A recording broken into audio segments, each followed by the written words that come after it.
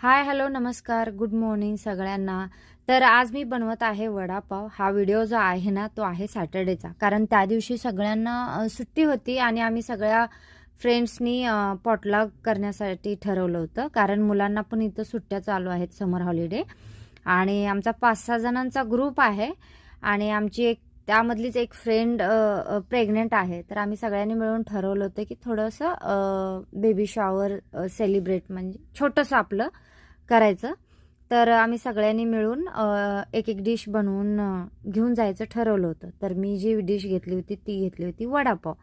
तर संध्याकाळी 6ला आम्हाला भेटायचं होतं.